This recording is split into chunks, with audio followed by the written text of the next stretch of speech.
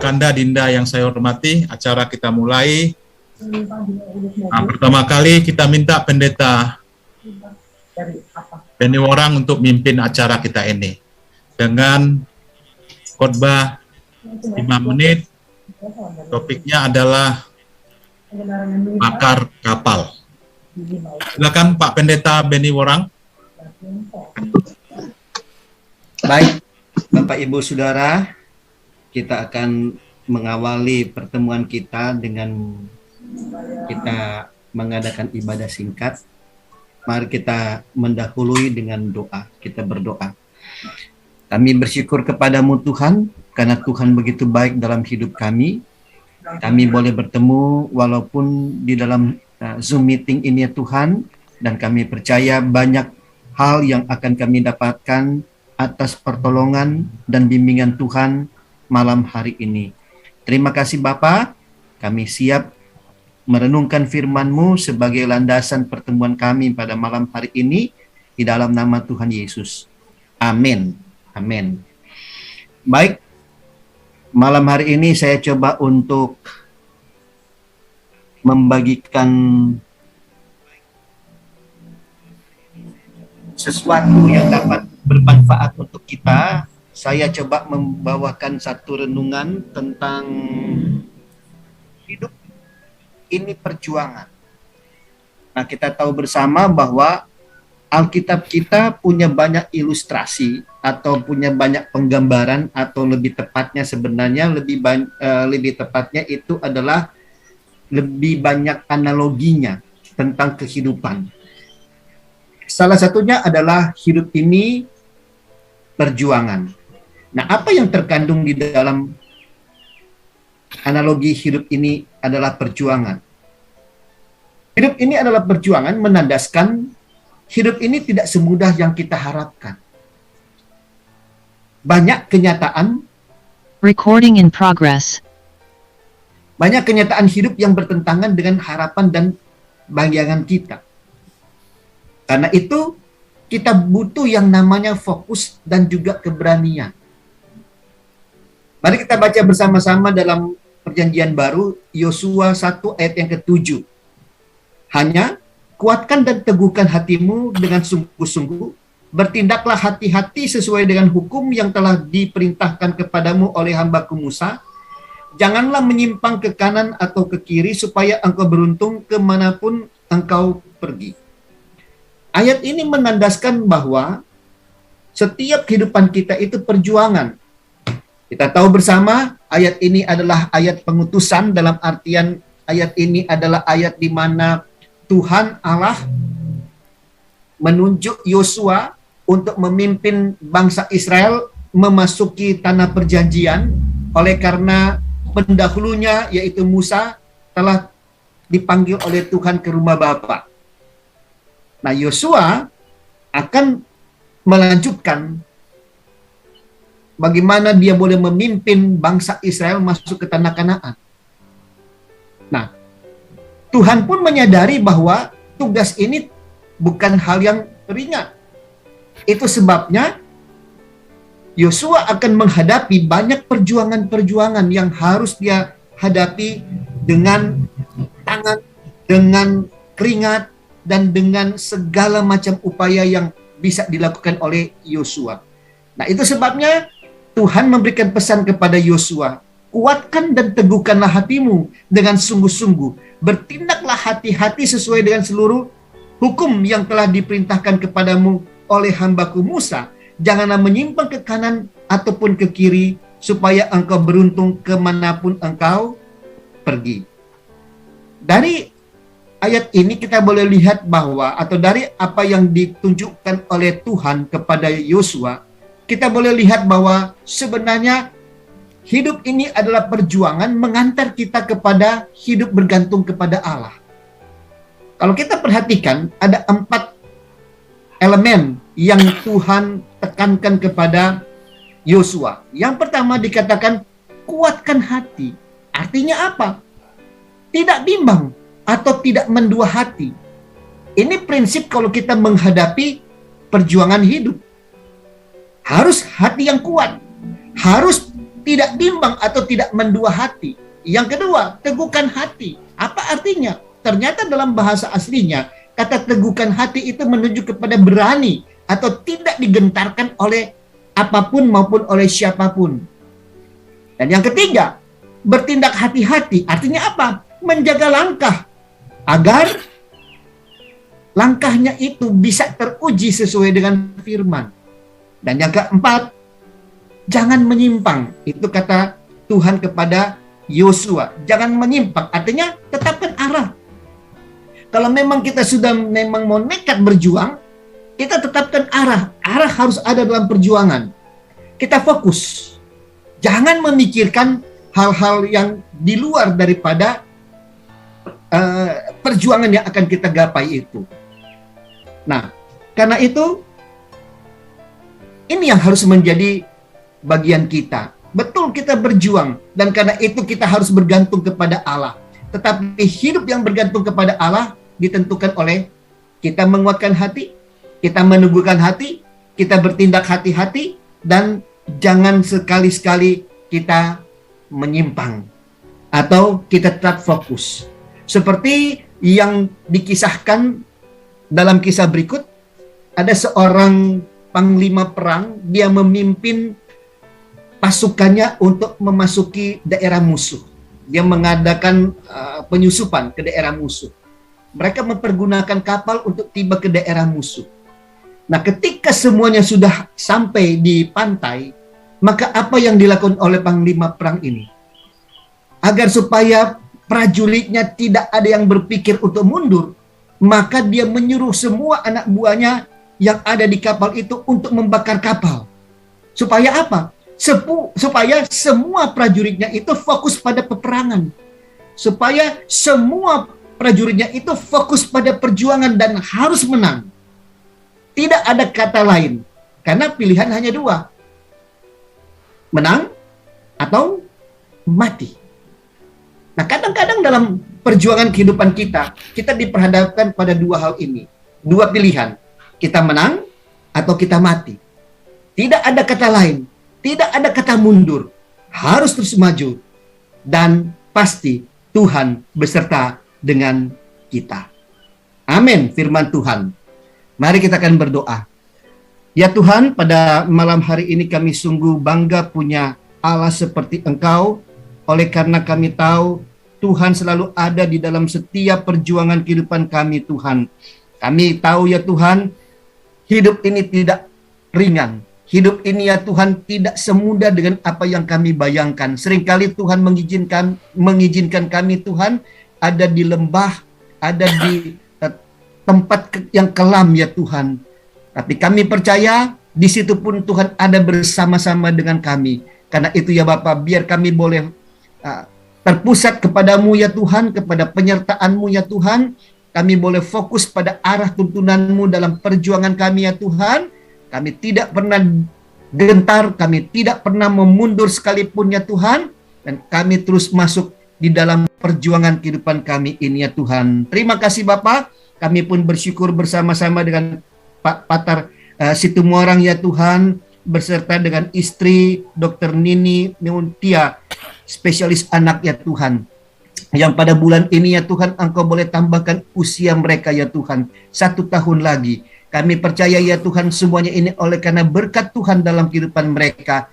Dan Engkau akan memberkati kedua anak-Mu ini ya Tuhan, menjadi keluarga yang utuh, keluarga yang harmonis, keluarga yang tidak pernah berakhir dengan perceraian ya Tuhan. Tuhan akan memberkati sampai kepada anak cucu sesuai dengan janji firman Tuhan. Dan kami percaya Tuhan, orang-orang benar hidupnya, anak-anaknya pun tidak akan meminta-minta roti. Karena jaminan Tuhan kuat, jaminan Tuhan tetap terjadi Tuhan, tetap berlaku bagi setiap anak-anak-Mu ya Tuhan. Terima kasih Bapak, kami memulai kegiatan kami Tuhan, kami sebentar akan dibekali ya Tuhan dengan pengetahuan-pengetahuan yang berguna untuk hidup kami. Mari Tuhan akan tolong kami, supaya kami boleh memahami apa yang kami dapatkan, dan hamba-Mu yang Tuhan utus untuk memberikan pelajaran bagi kami, pengurapan ekstra akan menjadi bagian hamba-Mu ini, sehingga kami boleh mendapatkan berkat dari dalamnya. Di dalam nama Tuhan Yesus Kristus kami sudah berdoa. Haleluya. Amin. Amin. Terima kasih Pak Pendeta. Nah, selanjutnya Bang Marulup Nenggolan. Bang Marulup Nenggolan. Ya, selamat malam, Bang Patar. Terima kasih Bang. Silakan Bang. Ya, selamat malam. Yang terhormat, kalau sudah ada Bang Komar, sudah ada beliau? Sudah ada, ya. Oh ya, selamat malam Bang. Pak Roni Waran, selamat malam Pak. Terima kasih sudah memberikan pencerahan untuk kita. Hidup ini Amin. memang perjuangan Pak. Jadi Amin. semua hal harus kita lakukan, harus berjuang. Untuk diberkati, kita harus berjuang. Saya kira saya merefleksikannya sebagai suatu tanggung jawab untuk kita sebagai umat Allah untuk melakukan tanggung jawab kita di dalam kehidupan sehari-hari. Tentu juga saya ucapkan selamat malam kepada Dr. Kennedy Sitorus yang malam ini juga akan memberikan pencerahan untuk kita. Terima kasih atas kesempatan yang diberikan kami untuk mendengarkan arahan, pencerahan, sekaligus juga pembelajaran untuk kita malam hari ini. Terima kasih kepada teman-teman yang sudah bergabung, Bapak Ibu yang berasal dari institusi yang tadi sudah disebutkan, ada dari UKI, ada beberapa dari organisasi lain dan dari gereja. Malam ini alumni USU bersama-sama dengan kita semua untuk memuji dan memuliakan Tuhan melalui percakapan-percakapan yang tentunya kita harapkan ini bisa menjadikan berkat untuk kita semua, untuk lingkungan kita. Nah, saya mengapresiasi inisiatif dari panitia, Bang Patar dan kawan-kawan untuk melakukan kegiatan hari ini. Dan tentu saja pertemuan kita secara virtual ini semakin mempererat kita, meskipun kita berjauhan, tentu saling menyapa, saling memberikan informasi, saling melihat situasi dari teman-teman dalam situasi pandemi ini juga yang tentu sangat mencekam. Dalam 2 tahun terakhir ini kita tidak bisa bertemu secara fisik sebebas pertemuan kita yang lalu. Saya ingat di dalam pertemuan kita 2 tahun lalu sebelumnya kita bisa melakukan apa saja seolah-olah memang tidak ada yang terjadi, tapi begitu kita berhadapan dengan pandemi ini kita tidak tahu lagi apa yang harus dilakukan, sehingga memang kita harus berjuang, harus menahan diri. Perjuangan menahan diri juga perjuangan menurut saya. Jadi hidup ini memang tidak harus sesuatu yang keras, tapi yang tidak bisa kita lakukan apapun harusnya bisa kita anggap sebagai perjuangan.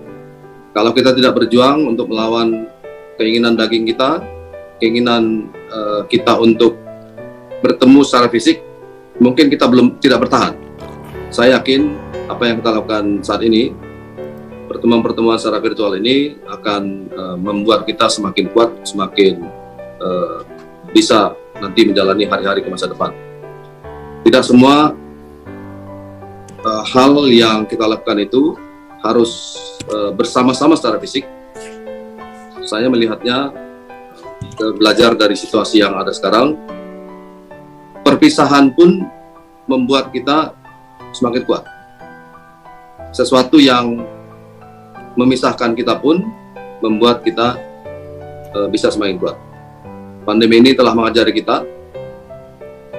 Dari sisi pekerjaan saya misalnya, saya belajar bahwa orang berdagang tidak lagi harus bertemu muka, tidak lagi bertukar mata uang secara langsung, secara fisik. Mereka dari rumah masing-masing, dari tempat masing-masing bisa berdagang, bisa mendapatkan keuntungan satu sama lain. Nah, oleh sebab itu, saya meyakini bahwa yang kita lakukan hari ini adalah sesuatu yang cukup baik untuk bisa mempertahankan kehidupan kita.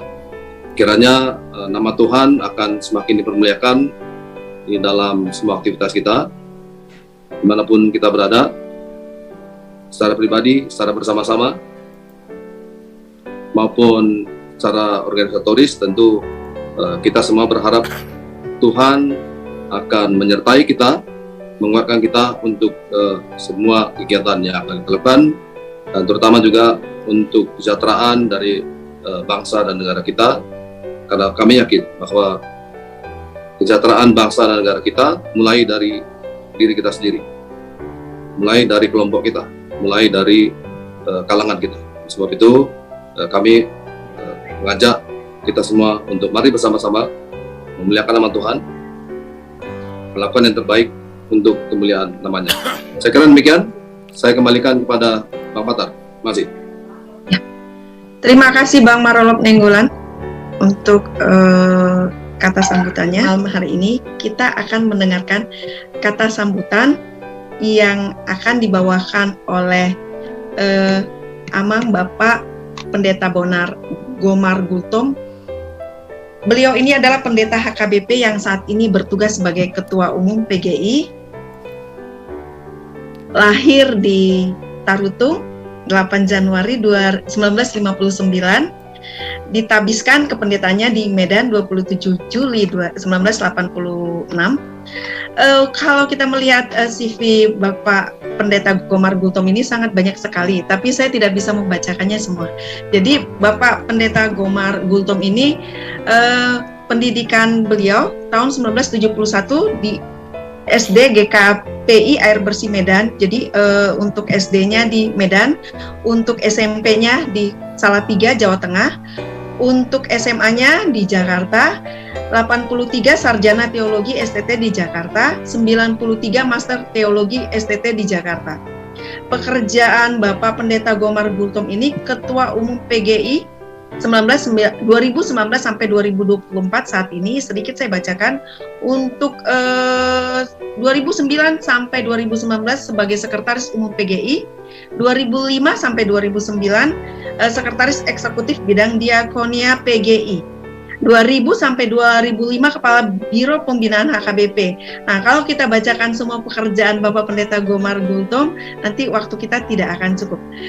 Dan Bapak Pendeta Gomar Gultom ini luar biasa pelayanannya di tengah-tengah gereja dan masyarakat. 2000 sangat banyak sekali, tapi saya hanya mengambil inti sedikit saja. 2011 sampai sekarang anggota pembina Lembaga Pendidikan Tinggi Teologi Indonesia. 2014 sampai sekarang anggota Commission on World Mission and Evangelist WCC. 2015 sampai sekarang ketua ketiga Lembaga Penyelenggaraan Pesparawi Nasional LPPN. 2017 hingga sekarang Presidium Interreligion Council IRC Indonesia. Untuk kursus seminar Lokakarya 17 sampai 22 Mei 2019 International Diakoni Workshop di Bukares, Rumania. Untuk buku ternyata Bapak Pendeta Gultom ini juga sangat banyak, sangat aktif membuat buku. Ada sekitar 11 buku yang sudah beliau hasilkan dimulai dari 2008 hingga saat ini. Antara lain ada mengenai krisis HKBP, ujian bagi iman dan pengalaman Pancasila. Sebagai co-author di Tarutung HKBP 1995, itu luar biasa. Ini menarik sekali sebenarnya kalau kita mendapatkan, kita bisa baca. Pernah juga membuat buku Iman dan Pancasila, studi kasusnya HKBP tahun 1993. Nah, tanpa memperlama lagi, kita wajib mendengarkan kata sambutan dari Ketua Umum PGI Bapak Pendeta Gomar Gultom. Waktu dan audio kita persilakan Bapak Pendeta Gomar Gultom. Silakan. Terima kasih Ibu Wilma Silalahi, saya panggil Ito saja ya. Yep. Terima kasih atas kesempatan ini. Selamat malam Bapak Ibu sekalian. Saya merasa mendapat kehormatan yang luar biasa bisa menyapa Bapak Ibu untuk menyambut terselenggaranya webinar yang sangat terhormat ini.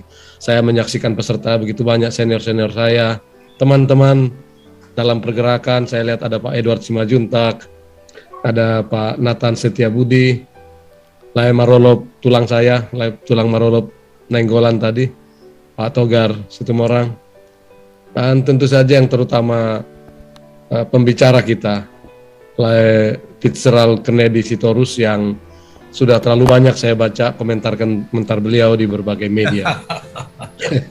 Saya mengikuti sepulang beliau dari perjalanan panjang di Eropa, sangat produktif dalam mencerdaskan kita sebagai umat Kristiani, tapi juga sebagai masyarakat dan bangsa Indonesia, dan terlebih kita masyarakat yang banyak berasal dari Sumatera Utara. Saya bukan alumni USU, tetapi banyak bersentuhan dengan teman-teman dari alumni USU, khususnya persekutuan Rohani Kristen dalam lingkungan ikatan keluarga alumni ini. Bapak Ibu sekalian, terkait dengan topik kita,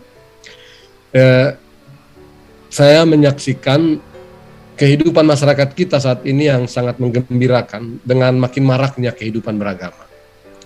Di sana-sini kita menyaksikan pertumbuhan rumah-rumah ibadah yang luar biasa, sangat pesat. Rumah ibadah ada di mana-mana, hampir di setiap persimpangan jalan. Sangat pesat. Dan rumah-rumah ibadah selalu penuh dihadiri oleh umat dalam setiap ibadah-ibadahnya. Ada nyanyian-nyanyian pujian yang membahana dan doa-doa yang dilapaskan dan dilantunkan dengan begitu mengharu-birukan. Tetapi pada saat sama kita juga dikhawatirkan dengan terjadinya keruntuhan moral di negeri kita ini. Ibadah jalan terus, korupsi juga begitu menggurita dan menggerogoti kehidupan bangsa kita, termasuk juga para umat beragama sebagai pelaku tindak kriminal korupsi itu. Bahkan kita juga mendengar korupsi yang dilakukan oleh pembangunan rumah-rumah ibadah yang melibatkan juga tokoh-tokoh agama, termasuk gereja. Konflik-konflik dan pertentangan juga terjadi dalam lingkungan agama-agama. Juga di gereja, rebutan pimpinan sinode sepertinya terlalu banyak menghiasi media sosial kita. Peran transformatif agama itu jadinya hilang ya. Kita tahu transformatif gereja sangat menyejarah, tapi seolah-olah tertutupi oleh keruntuhan moral yang sedang terjadi ini. Agama jadi kehilangan peran transformatif itu. Bahkan tidak sedikit, kalau saya ikuti media sosial, tidak sedikit juga gugatan apakah masih diperlukan hadirnya gereja kita ini misalnya. Betul bahwa agama-agama termasuk juga gereja hadir dengan tawaran damai dan sejahtera. Itu khotbah-khotbah kita. Tapi terkesan ini hanya menjadi sekedar jualan keagamaan. Kenyataan yang terjadi tidak jarang, ketidakdamaian justru datang atas nama agama. Tuhan itu maha besar diteriakkan, tetapi pada saat sama kekerasan dilantangkan gitu. Konflik dan perpecahan juga datang dengan nuansa keagamaan. Juga internal gereja terjadi hal-hal yang seperti itu. Pertanyaan yang mengemuka adalah apa yang terjadi sebenarnya dengan agama-agama kita? Jangan-jangan ada yang salah dengan cara kita beragama. Atau paling tidak di sebagian dari antara kita, tidak semua tentu. Mungkin salah satu hal yang harus kita koreksi adalah pendekatan keagamaan kita yang banyak mewarisi paradigma dikotomis. Yang saya maksudkan dengan paradigma dikotomis di sini adalah yang selalu memilah berbagai hal atas dua hal yang bertentangan secara dualisme. Misalnya terang dan gelap, siang dan malam, benar dan salah, baik dan jahat. Dan kita hampir tidak pernah mengembangkan hidup keagamaan kita dengan paradigma paradoksal misalnya.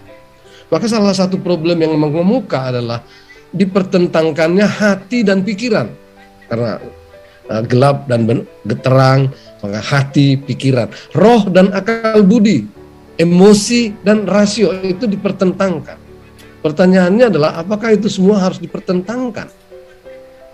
Dalam salah satu perdebatan Paulus, Rasul Paulus maksud saya, dengan jemaat di Korintus, perdebatannya sangat tajam dan Paulus menuliskan sebagai buah pikirannya di dalam pertentangan itu. Dia katakan dalam 1 Korintus 14 ayat 15, jadi apakah yang harus kuperbuat? Lalu dia jawab, aku akan berdoa dengan rohku tetapi aku akan berdoa juga dengan akal budiku.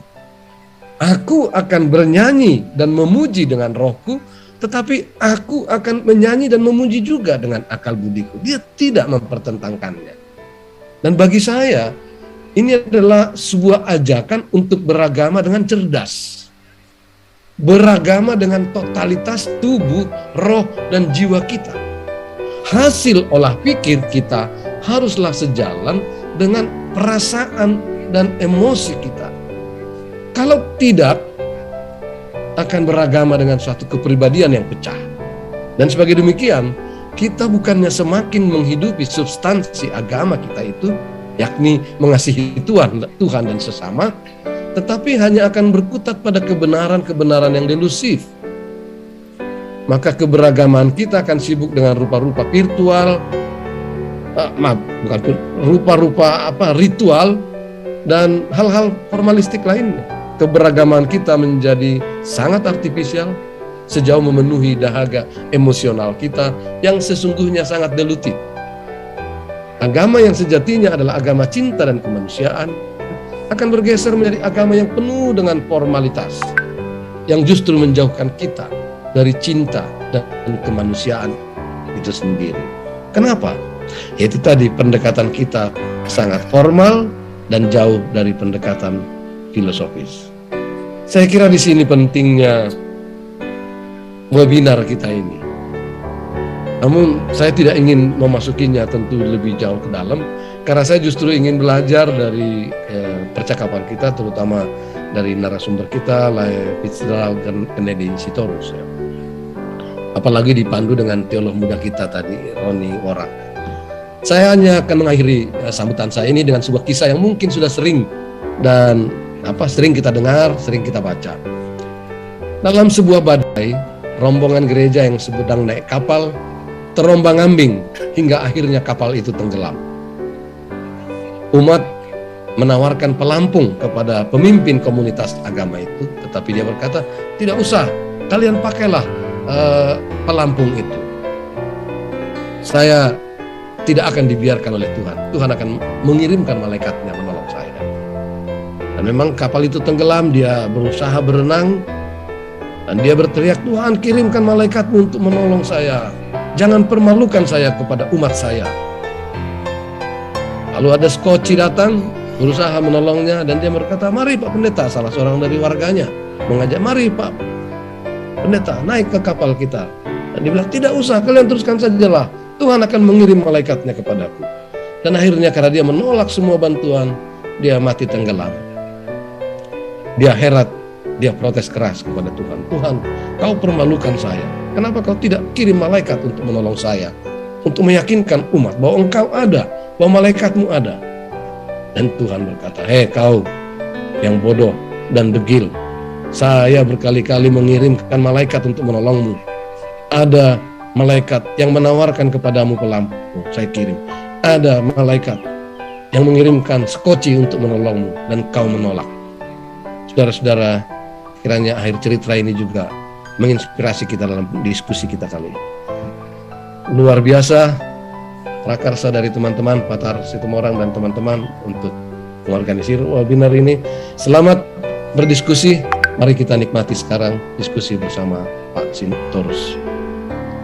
Terima kasih Pak Pendeta.